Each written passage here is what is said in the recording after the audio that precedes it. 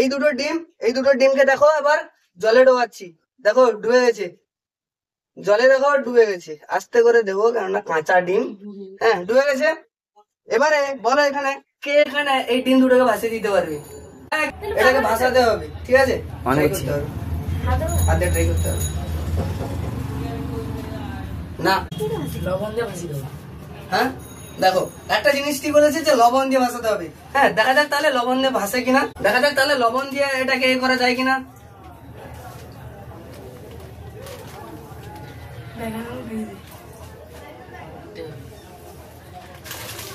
ডিমটা ডুবছে না হচ্ছে ভেসে যাচ্ছে, এবার দেখা যাক। কাছে নিয়ে এসো, আরো কাছে নিয়ে এসো। এখানে ডিমটা এবার দেখো ভেসে গেছে। দেখো ভালো মতো দেখো ভেসে গেছে। হ্যাঁ দেখো এর কারণ হচ্ছে আমি যখন প্রথমে এই ডিমটাকে ডুবিয়েছিলাম তখন এই ডিমটার ঘনত্ব বেশি ছিল আর জলের ঘনত্বটা কি ছিল? কম ছিল। তার জন্য ডিমটা কি হয়ে গেছিল? ডুবে গিয়েছিল। ডিমটা কি হয়ে গেছিল? ডুবে গিয়েছিল। এখন আমি কি করেছি না লবণ মিশিয়ে জলের ঘনত্বটাকে কি করেছি?